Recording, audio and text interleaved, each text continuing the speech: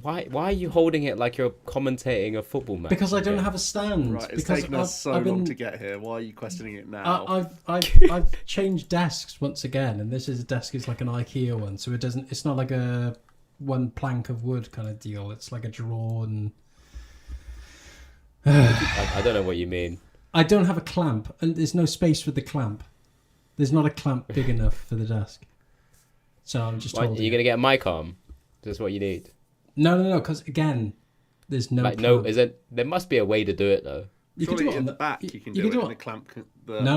Like, so at the back, there's like a little doggy door, so you can put all your wires in. So there's no, like on the side. What about on the side? Like this, it's forward. Well, I was about to say you could use the leg, but the leg seems a bit. Are you gonna get a mic like a mic How leg? Are you leg? What? One of those actual like really long mic stands. You were asking for an idea, and I give you the idea. Build it, and they will come, and that's basically the idea. And that's why you'll be holding it for every pod. Yeah. Well, I'll hop in anyway, so you know. I mean, it's a fine aesthetic, I guess.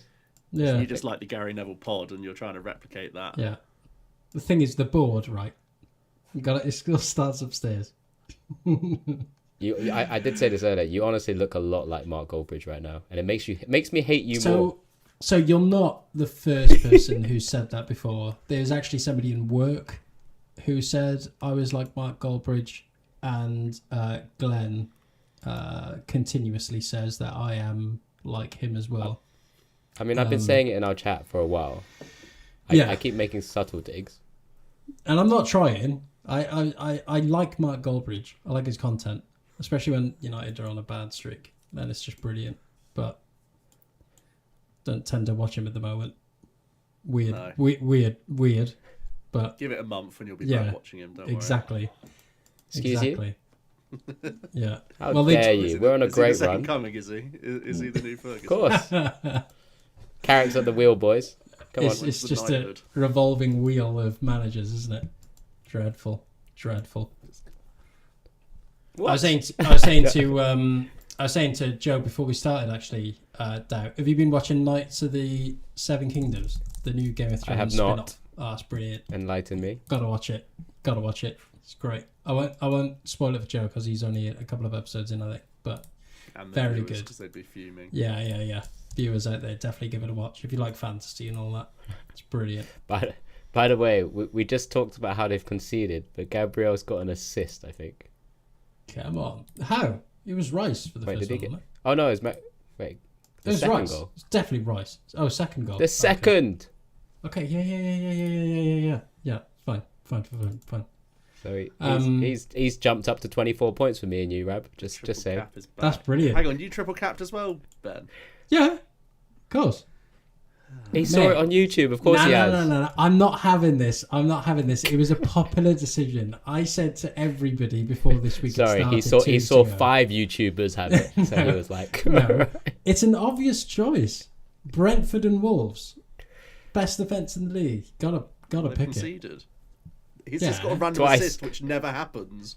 I'll get a goal in a minute as well. Be brilliant. Yeah, I bet he will. Yeah. Great play from both of you there. Joe's just jealous right now. I've got to get the clip from the pod. Well, at one point because we triple captain Haaland in 3 weeks or whatever it is. Yeah, when the league's done and he can't win it anymore, he's going to be rested for the Champions League, and Joe, you're going to be depressed when he's triple capped for 10 minutes off the bench. Every single decision's gone wrong for me this season. I've got to get the clip of Joe saying agreeing to the 50 quid league. To be fair, you do. You actually good for it. I was you have Rice captain. Yeah. What's wrong with Rice captain? They have a double game week. He's got an assist. He's got less points. I don't mind. I didn't mind Rice captain. But I expected Arsenal to concede in one of the 2 games, so I thought Rice would, and because Saka was out, I thought Rice would be taking more set pieces. That was my logic. And that is logic. To be fair, rather than YOLO triple cap and frog and assist. But I YOLO triple defense. So yeah, it hasn't worked. Triple defense is good.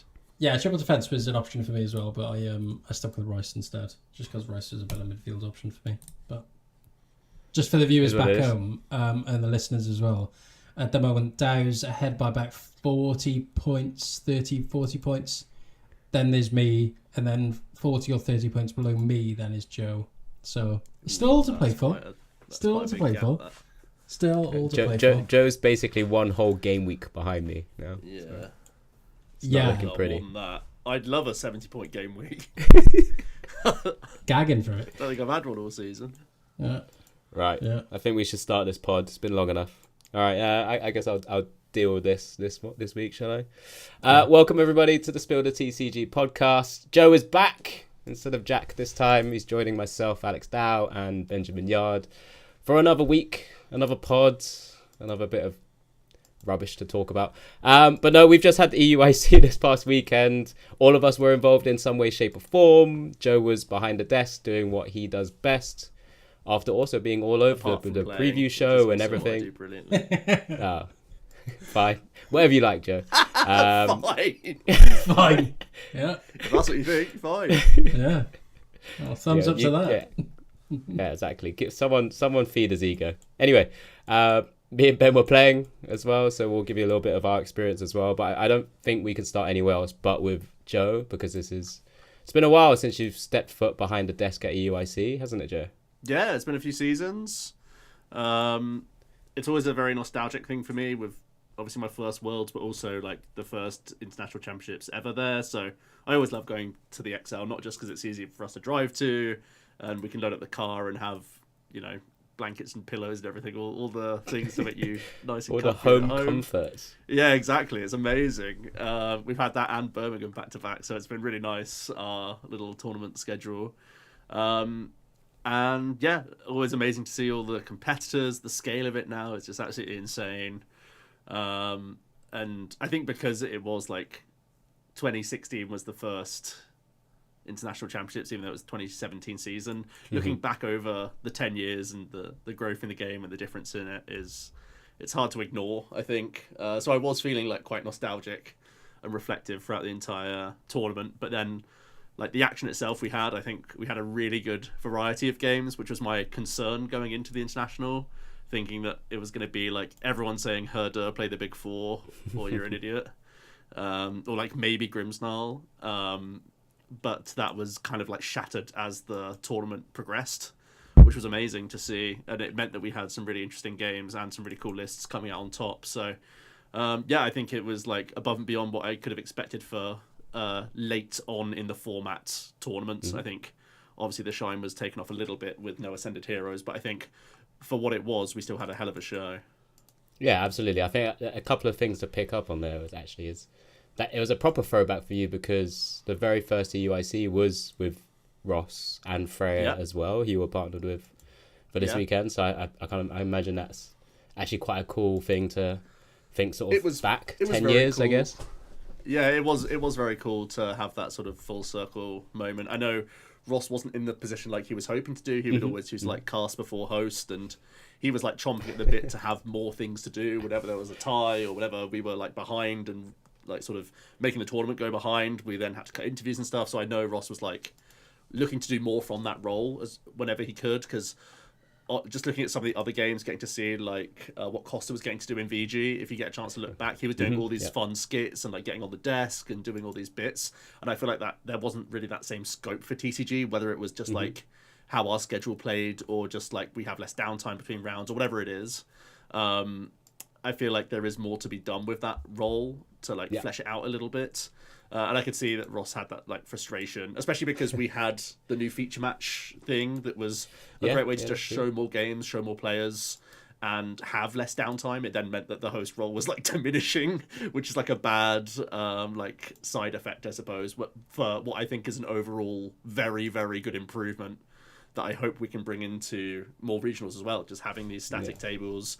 Essentially what was happening was they were recording the footage, and then they could go back, and essentially they were time stamping the start of each game of the best of three, so we could punch in game 1, game 2, or game 3 as someone had like a brief like look over, which meant they could like see the time slot that they had to fill and then like picked a game accordingly based on that, which I thought was like a really, really cool way of doing it. It may not be possible in our like sort of team structure for like who's available in regionals, but I just thought it meant that basically there was way less people being like, oh, I can't believe you didn't show that match or this match, because they would be our feature match, very often the second best game, which meant that we just got to see more variety and overall more gameplay, which is what basically everyone sticks for, right? No matter how good you are at filling the time, if there's not a game on in front of you, you're probably going for a drink or like knowing you have half an hour to wait till the next round. So filling that air with feature match was just absolutely awesome. And I think me and Freya gave a really good account of ourselves throughout the weekend. I think we're not the most like naturally synergistic pair. We both had to work on what we wanted to do throughout the weekend, but we did that through the regionals before, and I think we both came away like very happy with certainly how our like finals went and the end of phase 2 went. I think we definitely got into our flow by then and were really happy. Yeah, from what I heard, I'm sure Ben might be able to kind of touch on it as well. From what I heard, it all seemed very like seamless amongst the two pairings. Of course, it wasn't just yourself and Freya, but there was Chip and Puka on the other side as well, so bringing that kind of international flair, say. But yeah, it seemed like a really, really well run. I mean, from a show perspective, I guess, because it did feel like between rounds it did drag on a little bit, despite us not having even touched on it yet, going back to the +3 turns at the end of time, which we could touch a little bit on a little bit later. But yeah, it seemed really cool that they had those feature matches. I wasn't really too sure how they actually weaved it in. I didn't know if it was just like, if a game finished, you might pan over to it and it's like a live camera, but if you're saying it's a recording, that's definitely kind of not a nice live. way. Yeah, Okay. it was more like they would pick. So say there was like, we finished after 40 minutes or whatever. They'd be like, okay, this game 1 took 15 minutes. Let's take this footage, and then like between the table chat and the whatever, we'll be getting into our next round by then, and we won't have to fill for that long. But if it was like the game finished after 20 minutes, we'd show a best of 3 set of a feature match. Was it just shown, or was it you guys actually still speaking and discussing over it at all? Yeah, we would discuss. We would stay live streaming it, so we wouldn't have prize cam. It was like going back to old school, like sure. Grassroots streaming, where we were making assumptions of what was in deck and in hand, and we would have access to the deck list still. They were still like printed out for us, but it was much more like we're going to take guesses of what's going on here, rather than like we can show all those snazzy like prize cam, and even just like you'd look at the amount of prize cards they had in play left to do that sort of stuff, and obviously didn't have the overlay, but it just meant that there was ultimately more games going on, and I think that's what basically everyone tunes in for at the end of the day. Last question on that then, I guess. Happy that you had that, or would you be happier to give more time to Ross so he can do more interviews and segments where he can? I mean, as a viewer, I would always prefer to watch more gameplay, so I would always lean towards the gameplay side, but I think there's a solution to be had in that and to be mindful of for future, and I think Ross will be like giving feedback his side and being absolutely. Like, well, I feel it's one of the, if you want this role, you like make the most out of it, sort of thing. One of the first things I heard as soon as I got a chance to speak to a few people backstage was the fact that we didn't utilize Ross as well as he could, but then I was speaking to Puka, who's had a role similar to that before, and he was like, it's a bit of a thankless role and you can't really do much about it. It feels odd that he could be sat there for like 7 hours and then get like a 10-minute interview after a long wait like that. Like that just doesn't feel right logically, but at the same time it's a role that needs to be done, and obviously like whenever he got the chance he did shine in a few interviews and stuff like that. So yeah, that's true. It's true. The second point I was going to make was you said we're thankful it was back in London. Ben, do you take the same thoughts of that? Because it feels like a lot of the community doesn't. No, I'm not a big fan of London as a location at all. Only because the XL or just like just London in general. I think ironically, I think most Europeans don't mind London just because of how easy it is to get to. I played against somebody from.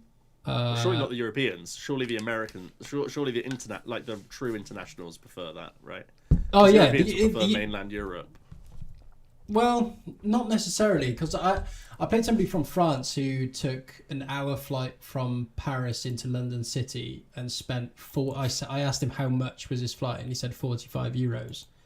And I said, so it took me 5 hours to get to London, and would have cost me £135 train. So it's even though I know. Can you not remind me of your trip? But luckily you chose not to. Luckily, do that I chose instead. not to and chose the economically viable solution. And or to not fob me chose, off. not chose, fell into, I should say. Fell into. No, but I'm just fed up of the expense what of is travel friendship in at the the end of the UK. day, if not something you can discard for a slightly better deal? Yeah, weeks maybe. Later. No, but I mean, more onto the tournament though. I really enjoyed the event. I mean, I went into it super casually, as I spoke about last week. I went into it without a real competitive mindset. To be honest, I just approached it very from a point of view of I'm just going to have fun. I'm going to attend the event with no pressure on myself to perform or to do even remotely well. If I do, great. If I don't, then whatever. Sorry, my cat's trying to come in on the show. Sorry, I apologise for that. So and that's exactly what happened. I had a bunch of fun. My opponents were all great as well. I played a bit of a jokey, bit of a memey deck, but whoa. You didn't want to play that deck though, did you, Ben? What do you mean? Oh yeah, I could have had another option, but Joe forgot the deck. I did actually. I did say in the last. Don't pod, forget this. I was going to play Carl Blake's Exact 60, who did really well, by the way. Unfortunately, he could play day 2. Well, Alakazam was your second choice anyway. Yeah, it was. He was saying it was his first choice the whole weekend, and that you ruined it for him. No, I didn't say that at all. I didn't say that at all. I didn't say that at all. Yes, you did. I didn't mind at all playing the deck that I chose. Essentially, I don't have much of an excuse, but what I did was I had post-row Alakazam. No, not post-row. Yes, post-row Alakazam built. Yeah, post-row. Yeah. And I decided to pick up the collection of standard decks rather than the collection of post-row decks to bring for, to be fair, broadcast downtime. I mean, to be fair, I could have just borrowed Joe's Goldengo deck or something, right? But yeah, I still more of the best decks in the room. I still chose the deck that I wanted to play, and I was really happy I did play it in the end. It was Darmanitan, Dusk Noir, Badu, right? That's right. For the listeners back home, it was Badu, Dusk Noir, Darmanitan, and it is as bad as you think it is.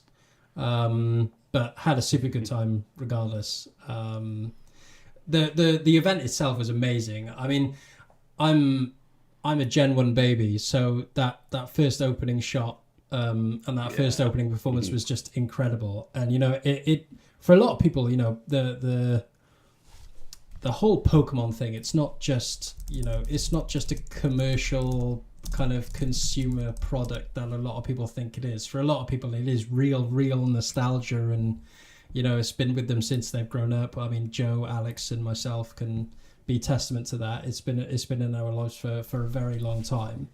And my first experience is Pokemon Red, right, when I was about 7 years old, on the Game Boy Color. And I always remember forever having to go down the motorway in the dark, trying to shine my light on the lampposts that we were driving past, because otherwise you couldn't see what you were playing. And that's how old it was. So my first memories that were kind of flashing back when I first saw the performance, and it's probably the best, I think, opener they've had thus far, and including Worlds as well, for me at least.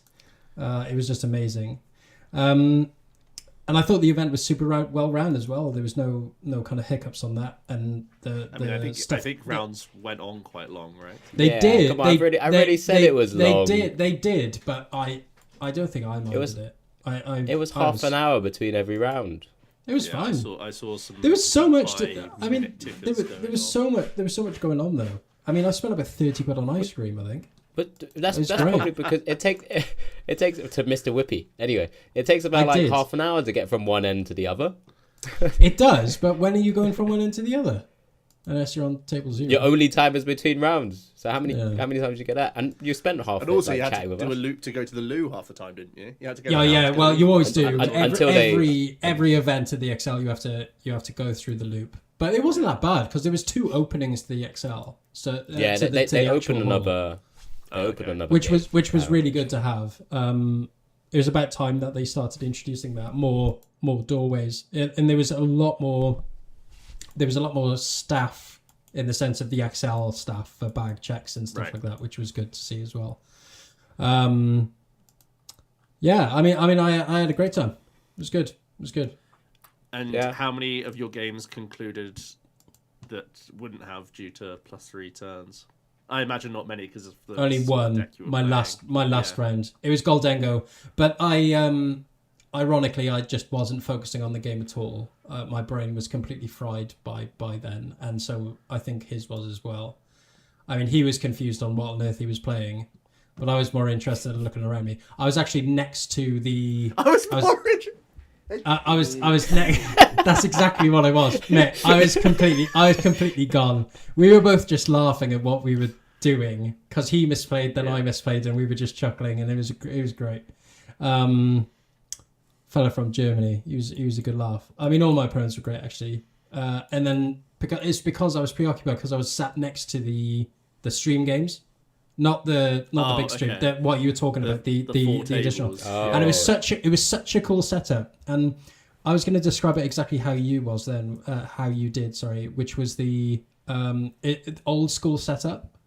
And it Grassroots really did look like that. It looked like, I was expecting to see Lydia and Connor in the broom cupboard on the left hand side, doing the stream on a laptop or something. But it was a really cool setup. So they had like this bar that was going across all 4 tables, so down the vertical of all 4 tables, and then attached to the bar then was each camera. So it was a really unique, cool setup, which I definitely haven't seen before. So highlighted that there was multiple one rig with tables, four- right? There was There was rig 4. There was 4 with tables. 4 cameras on it. Yeah. So it was like a two-legged, 2 steel legs attached to a giant pole going through the middle of them. Like I said, then with rigged cameras across the pole, and then of course they all the headphones and proper tables and all the proper gear. I'm just wondering if whoever is listening got a real image of what Ben's been trying to describe here. No, I've been reading recently, so my vocab's definitely got better. Right? You've been reading. That's good. Loads of books. My vocab's got better. I'm looking for accuracy, not more eloquence. It was scramfarious.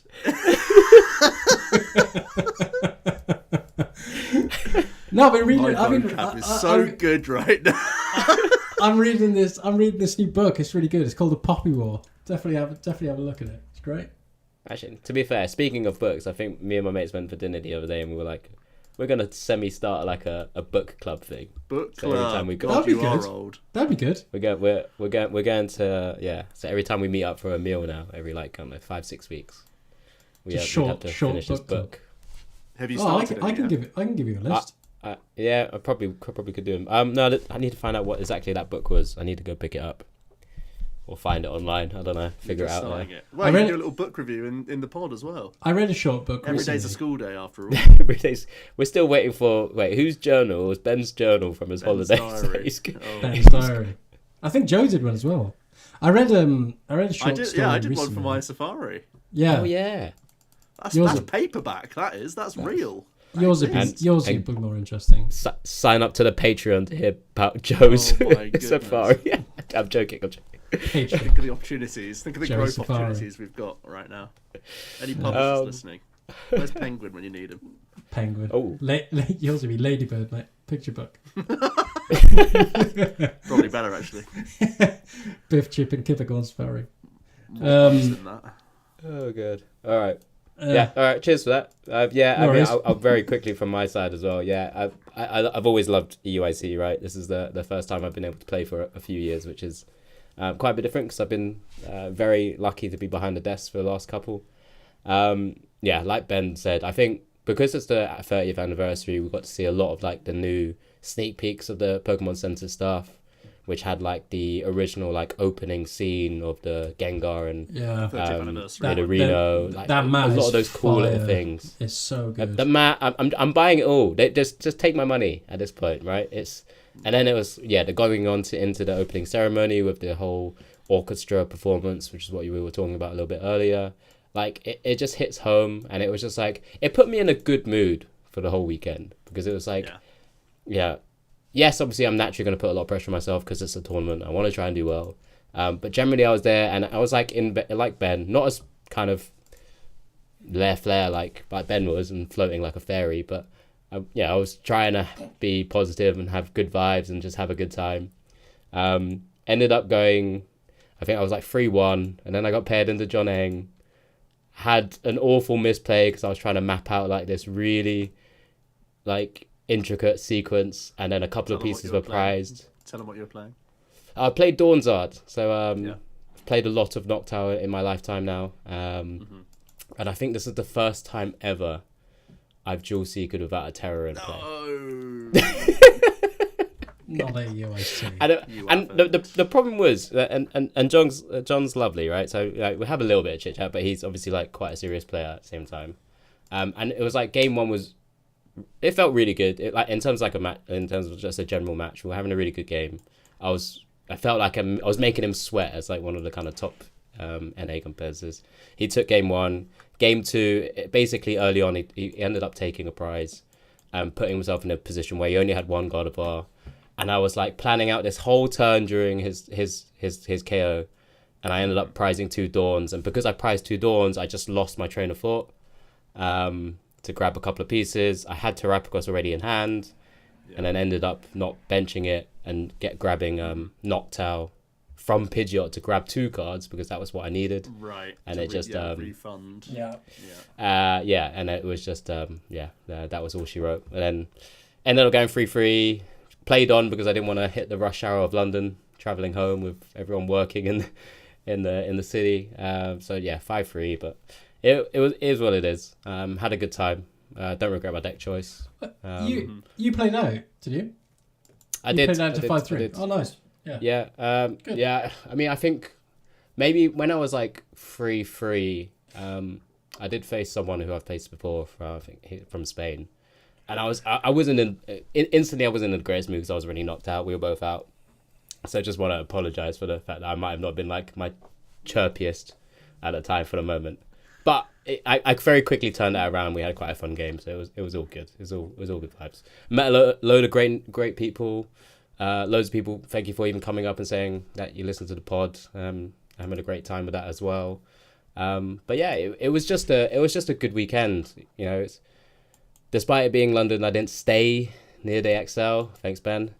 But I did come back pretty much every day to like again see people, just catch up with a load of people, and just try and have a good time where I could. So yeah, really enjoyed it. That's a UIC for me, and hopefully I get a chance to be there in some way, shape, or form going forward as well. Like I said, everyone talks about it being in London, whether it's a good thing or not. Could it be somewhere else? Who knows? Kind of, it's a weird one, right? Because it's been in London for quite a while now. We had Worlds, we've had many ICs now in London. We've previously had it in Germany. We've had there's like talks or like rumors of like a Pokemon Center or website opening for Germany or something like that as well. Who knows how things could change going forward? But I'd miss it if it left London. I'll put it this way. Yeah, I mean, there's pros and cons to it. I think getting somewhere new, exciting is always like. There's going to be that aspect, but then also you're like, we like the ease of it as well. Like, so many people would be like, oh my goodness, you drove here? Like, what a dream that actually is, right? Yeah, I feel like I told people this. I drove. It took me like an hour and 20 minutes, but they're like, you live in London. I'm like, yes. Yeah, it took me an hour and a half, and it took you an hour and a half, even though you live in London. Outrageous. But yeah, it's. I think it's also because it's been London so many times now. People tend to just kind of gravitate and stay in that area, and it's not like an area that's like got that many things around. It's really right? awkward. You got to be Ubering, or you got to take the DLR out. Yeah, or Elizabeth Line. You kind of have to move around. London's massive, right? So it just comes down to whether you can afford time to go see, go eat, go somewhere else. Yeah, when you can. But to be fair, I had an excellent meal at the Sky Garden on there you go. The Wednesday night. It was absolutely mind blowing. It's probably the most expensive meal I've ever paid for, but it was honestly the best food I think I've ever had. What did you get? As well.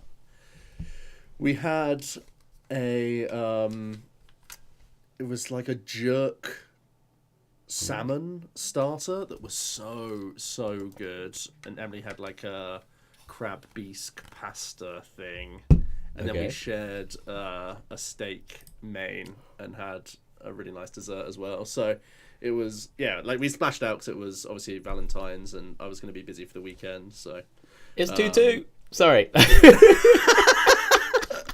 United are currently playing. Anyone wondering? No, it's Arsenal Wolves. Wolves. Yeah, 2-2. Arsenal and Wolves. Yeah, man. That's brilliant. Anyway, sorry. But an amazing meal, and I'm sure other people were trying to find things to do in London as well over the weekend. That was a really fun experience. Ben, you've lived in London. Just before we move on to actually how EUIC panned out, and we can start moving on to the real juice of the actual tournament itself. Where would you tell people to go in London if they were actually? I haven't lived in London for so long. I mean, I'd only live in London for like that much. 3-month stints for like 3-4 years. Oh no way. We never. I was too poor. I was like working at summer camps. I could never go somewhere like the Sky Garden. I thought you were a student in London. Usually, no, this is your richest time of your life. I went to Birmingham. Look, do you know who I am? Goldbridge? No, I used to. You only here for 3 months. I thought you were in Greenwich for a while. Yeah, Greenwich. Yeah. No, I did summer camp in Greenwich for Oxford International. It's called. It was like a summer camp for like European and international kids to learn English. But no, I could never afford to eating steak in the Sky Garden, that's for sure. It was usually like just a doner kebab on a Friday night and then eat whatever they gave us. Well, one Sky Garden was around when you were a little younger in Greenwich anyway. But yeah, okay, fine, fair enough. And if anyone wants to hear about Ben's stories in camps, make sure to subscribe to our Patreon, of course. You don't want to know what went down in Ben's camps. They will never be released. Ever. Actually, right, oh my god, no, wait. He's got something. So weird, actually. On the Saturday, I haven't told you about this. Yeah. On the Saturday, just before Cube, I saw a bloke walking down one of the straight passages on one of the sides, and I was like, yeah. I was like, oh my god, it's Tony. And I know neither of you know who Tony are, but Tony is somebody who I used to work with at summer camp when I used to go to America, like, honestly, I think maybe 13 years ago now. And I shouted across the hallway, caught up, and I said, oh my God, what are you doing here? And stuff like that. And he said he's been running a podcast. He's been collecting for ages, and he knew that I was commentating and was a bit of a part of the community or whatever he said. And then it was just amazing. Didn't reach out to you. It's just amazing. No. I said reach out. I said reach out next time. And he's. Wait, are you gonna shout out the pod or just? I forgot what it's called. I think it's called the Pokémon. It's called. Sorry, Tony, he's forgotten already. It's called the Pokepals. I'm pretty lucky confident. you remember Tony, to be honest. It probably wasn't even called Tony. It's called the Pokepals. And he said he said he was weary because he was quite neurodivergent with ADHD and stuff like that. And I said, you know, that is a shared pattern across many people in the right in the community. I said, if you're ever looking for help or ever looking for tips and tricks on how to deal with that sort of thing, you know, there is an abundance of guidance out there. And I said how friendly the community is, and actually, how much of a there was a quiet zone. I don't know if anyone noticed that. That was cool was there? That I hadn't noticed before, but there is like a special area that you could go to. You know, every now and then you see like the kids with the ear defenders on and whatever.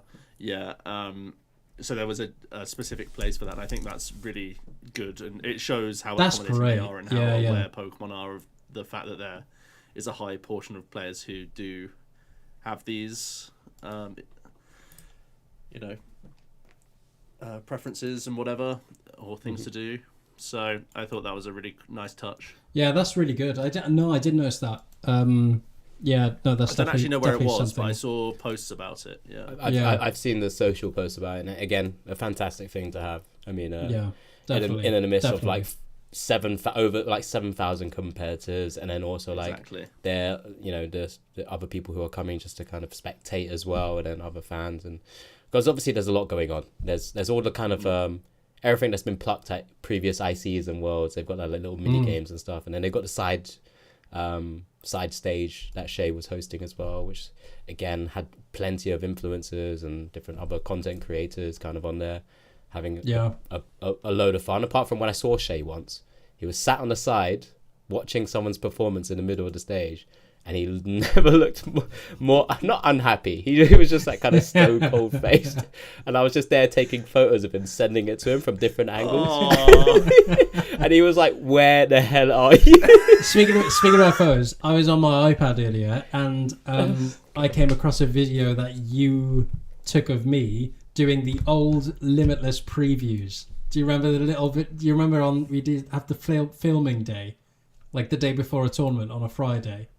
Oh yeah. Yeah, you just filmed me and zoomed in on my face, and I knew it was you because then I could hear you chuckling as I was trying to intro that piece.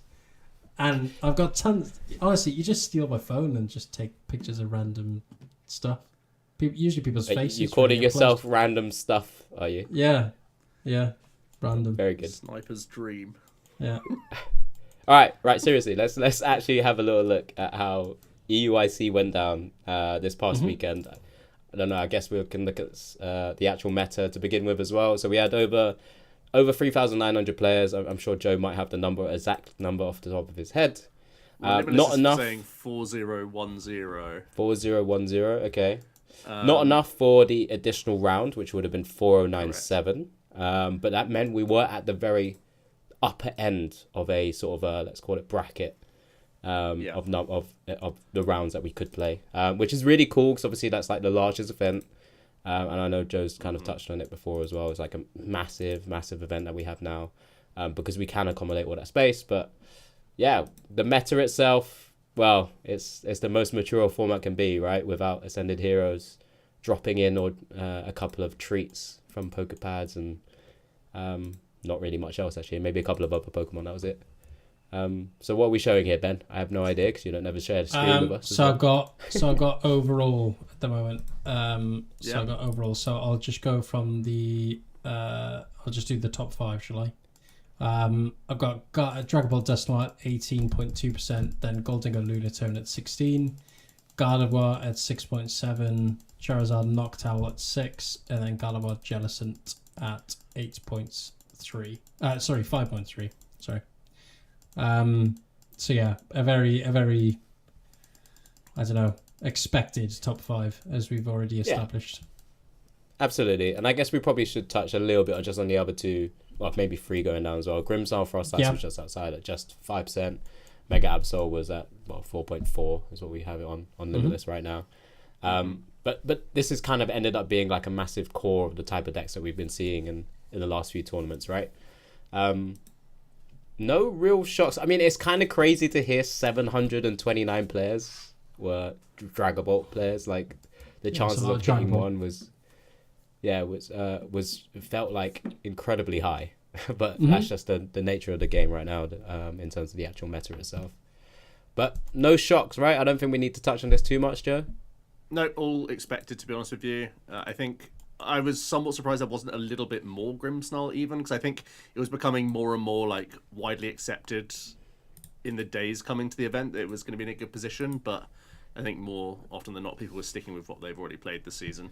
I think that's more or less what was expected. I think it still has that fear factor as well. I spoke to Mike, I think just before day 1 started, or maybe even just after the first couple of rounds. I said why not Grimmsnarl? Why aren't you playing Grim? Yeah. And it's just that fear factor of consistency. I think we've already touched upon it on a couple of pods now, but it's just the fact that yes, you are a stage 2 and a stage 1, but you're not packing the same heat when it comes to consistency of draw and having some sort of deck search engine on board with say a Noctowl or a Pidgeot or Dracloak or anything like that. You just have nothing. You just have whatever's on that board. Yeah, not only because there's no draw, but also you play such few like search cards, you're at like 2 Poffin and like an Ultra Ball or something. That it really is like, if you don't hit a supporter, you are dead in like 2 turns. I think I was speaking to a couple of the boys actually before the tournament started, and yes, the Grimsnarl stats look great, but I would hate to have to play it, be bricking, for one game or whatever, holding your 3 cards while your Goldengo opponent is drawing like 8 cards and just laughing as they're seeing whatever they need, each turn. Yeah, no, it's not a deck for me. It's not a deck for the faint-hearted, is it?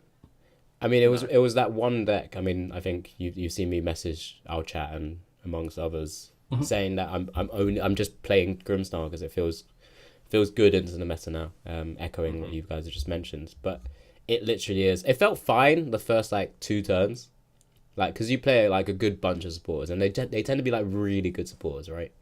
Especially when you're boxing. Exactly. And then once you get to that sort of, maybe once you've taken one prize, if you have to take a prize early, or if you can't really kind of weave in like just setting up the board state, you're then just playing a top deck game, and it doesn't feel great.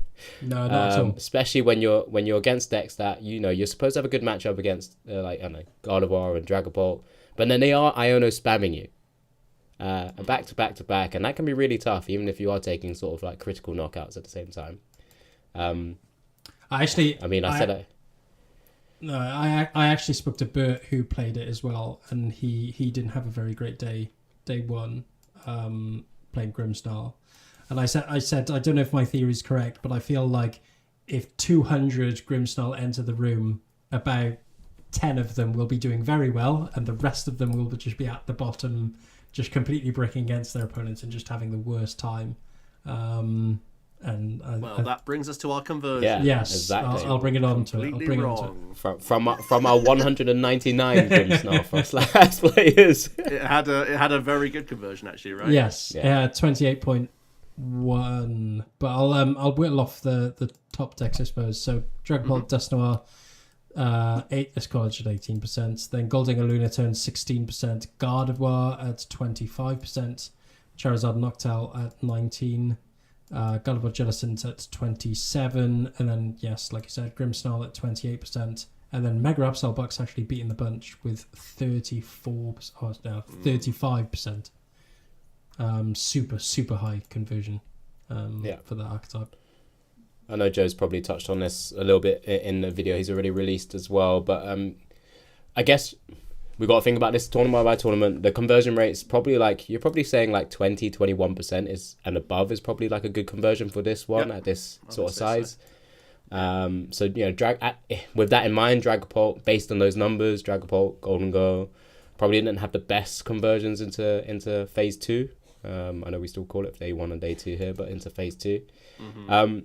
But then we look at those kind of spiked. Grimsnarl, probably because of those matchups that it has, and it is still being piloted by players who have played it before, like the Kieran Farrers, who've been playing it for some time now, had a couple of good finishes with it already.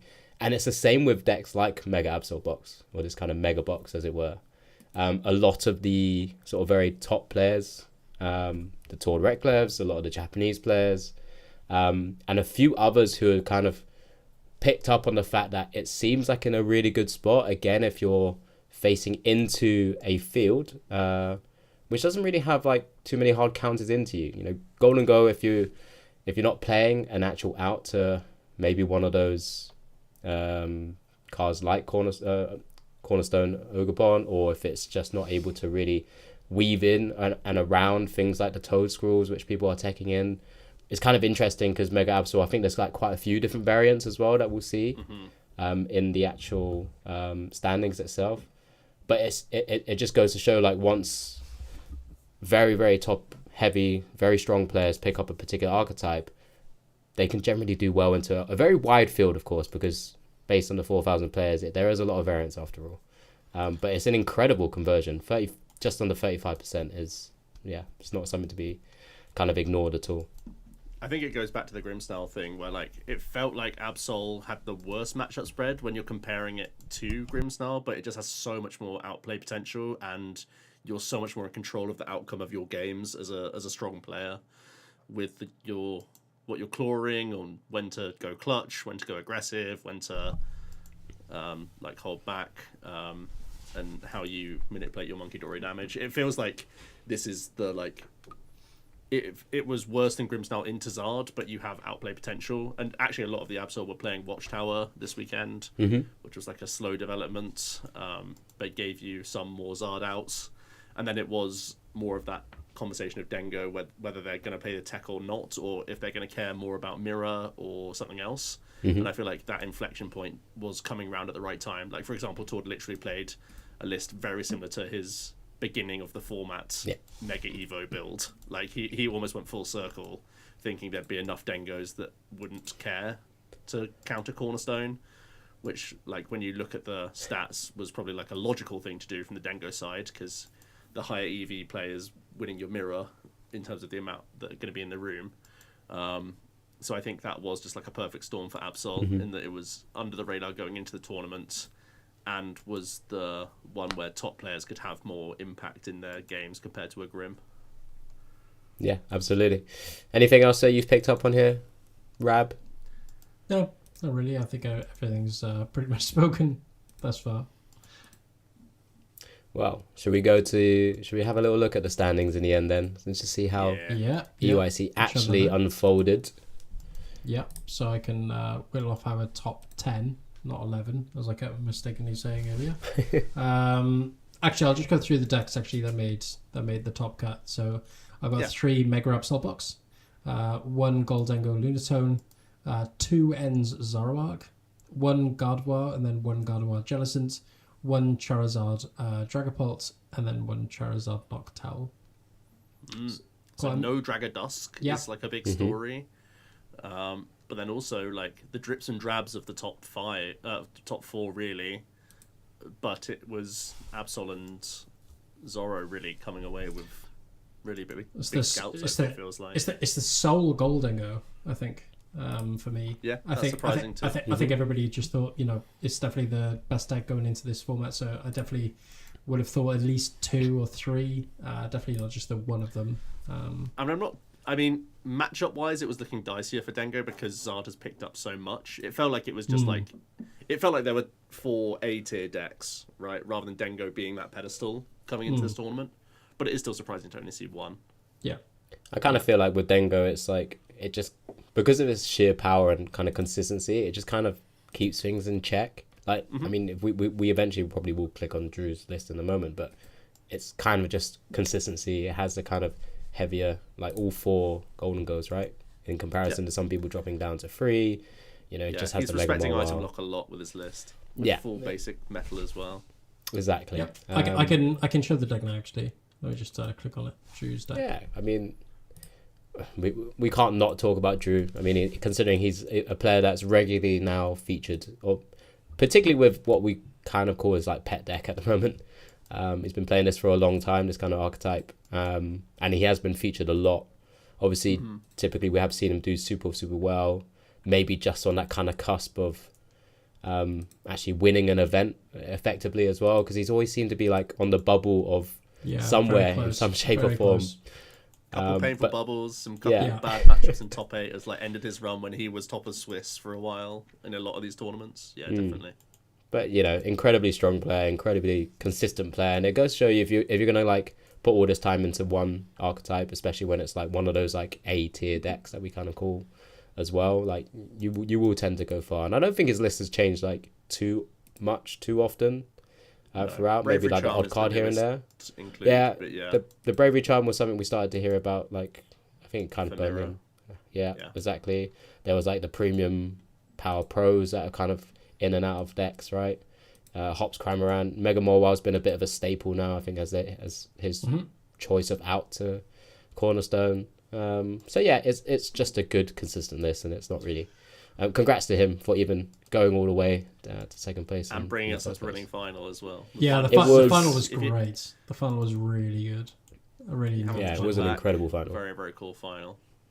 Yeah, very interesting final. I can go over to another list if you guys would like to. Should we look at Edwin? Yeah, we might as well look at the actual eventual winner of EUIC with his I guess I say his take on Mega Absol Box, but this is probably a list that's quite close to, if I'm not mistaken, was close to Tim Franklin's list from Sydney, right? Tim it's also not the same to play the Toad Scroll package, but obviously got a good Sydney top 8 with it. Mm-hmm. Again, a lot of this list is, I mean, I quite like the counts of all of it, to be honest. The 2-1 Toad Scroll, obviously we saw it come into effect quite in kind of weird ways in that final. Because in game 1, I feel like he only got the sort of 1-1, like the Toad Scroll out, and then it got knocked out, and then eventually could bring it back. But there was plenty of time for him to be able to do so. And then in the other games, he got both Toad Scroll down. You kind of saw it like different kind of avenues of how you kind of weave in that Slide Mole Colony ability, which is actually quite unique to see. The final was a great example of how to weave it in as well, and how it could really impact the game. I know Joe's already touched upon how great the final was, but I think and in the manner of how he won the final really just goes to show off how versatile this deck is in its approach and how to take a game.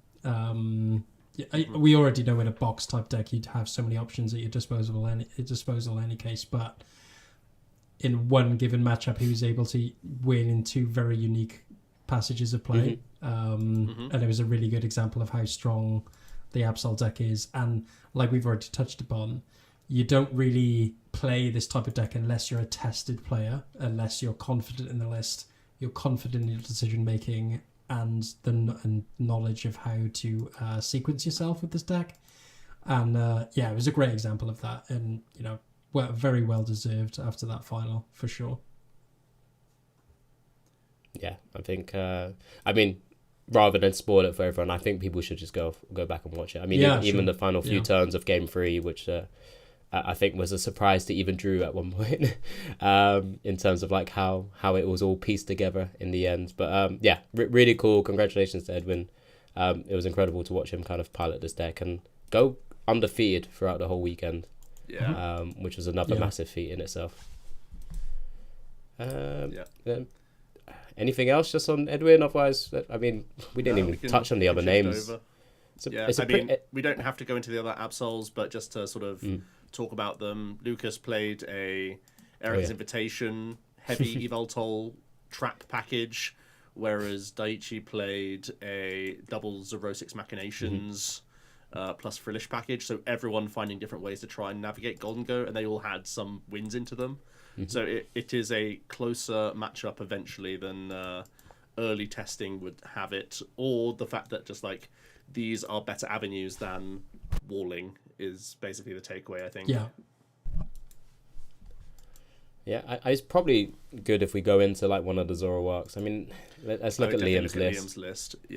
Liam's, Zoroark, he's been a pilot of this archetype for quite a while, right? He has. He's chopped and changed it in terms of the Pokemon lineup, and we now have the Ends Darmanitan back in.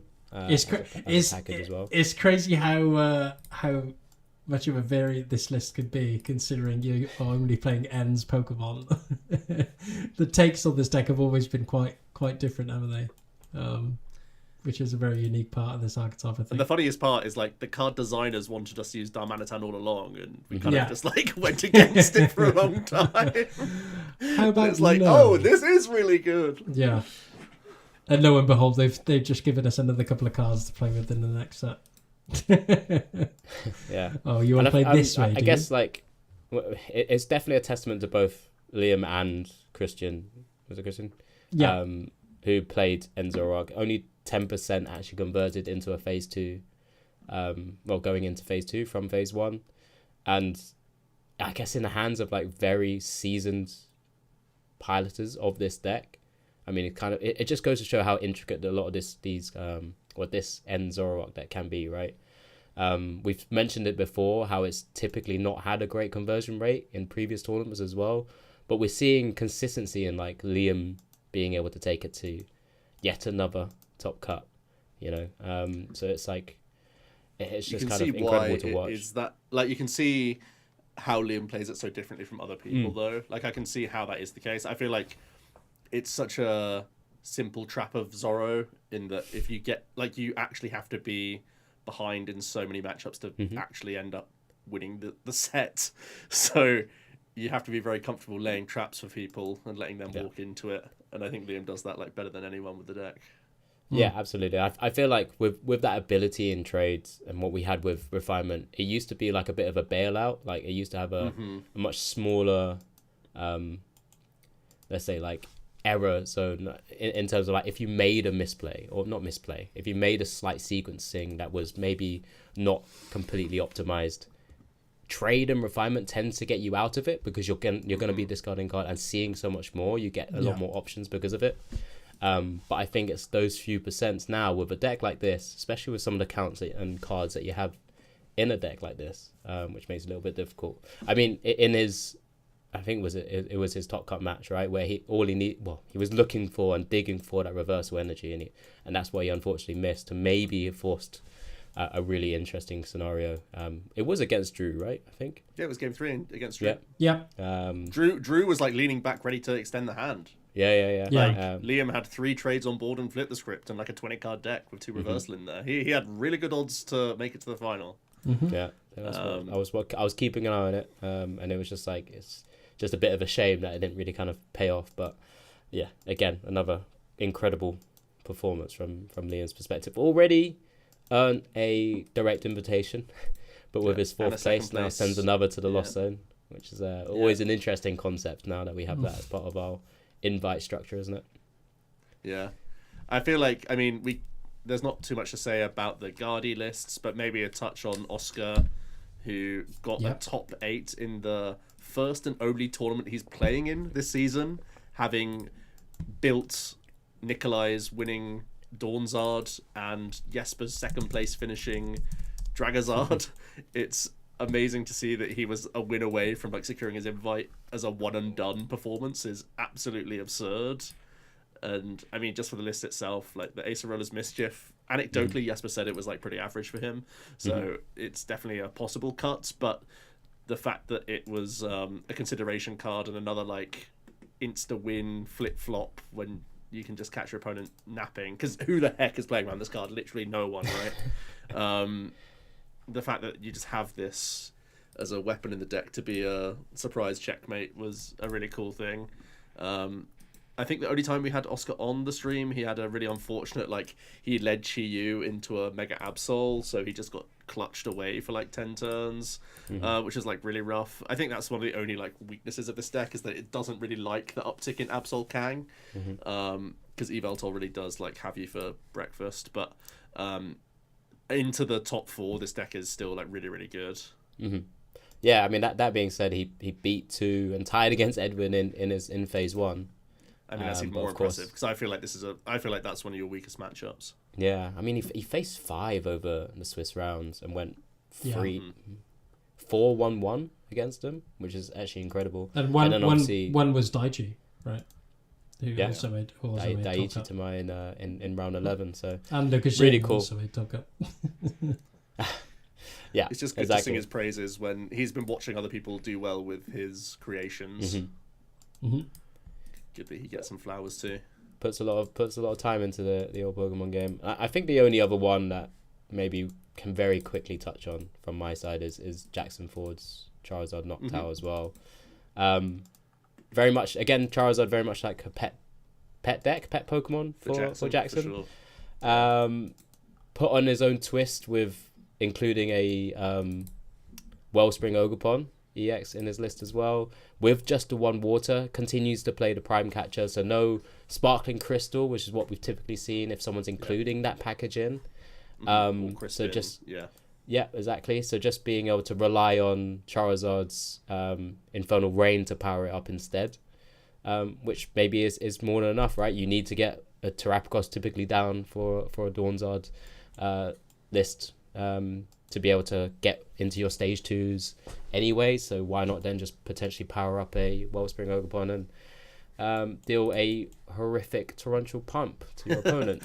I think just the cheese potential of the card going into this tournament was so strong. I feel like he would have encountered a number of sob opportunities into Guardies and Pults as well, because so few of them play that 1 Turo, that even without the pump cheese, you have the way to sob and set yourself up for the Briar play with like an extra quick search can get you there sometimes, or like just an extra turn to evolve into Dusk Clops or whatever.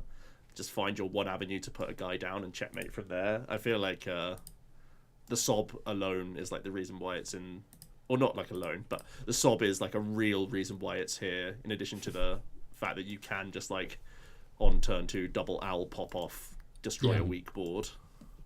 And we've already spoken of how strong Yubito is, right, with its own attack. So being able to do so with any sort of energy cost, just utilizing whatever you have, is pretty powerful. But yeah, I think that's probably most of what we can call out, right? Yeah, especially when we're at the end of the season. I think there's not too much end of value the in looking season. down. Sorry, end of the format. Yeah, format. Like even with Ascended having small tweaks, I think just like the very basic overview is that Grimmsnarl gets better because you have a 70 hit point guy, and Pokepad. Zorro looks very good, and Pokepad could go into Grimmsnarl, could go into Zorro.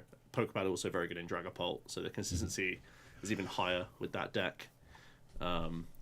Is there have we winners. got confirmation of when Ascended Heroes is legal for the next event? Yes, it's middle of March? not legal for Seattle. So Okay. Seattle will still be this format. So there is still one more tournament to play out in the US, but We've already crossed that off and ignored it because we're bored. I think the first major is on the 14th. Is that Seville? I can't remember. No, it's the week after. So it was the week after. Seville's the week after. It might still be the first one, but I don't know if there's anything. It might. I think it is. Curitiba's the first. There's Curitiba, okay. then Houston, then Seville. So okay. it will be LATAM first to play in Ascended. Is Curitiba and what did you say? Houston? Yes. Say is that the week before? So yeah. Houston is March 20th. Yeah, Seville's the week after. So that's the week before, and then Sevilla's the week after. Yeah. Okay. Yeah. Cool. That's Right. more or less everything we wanted to say on EUIC in the format, right?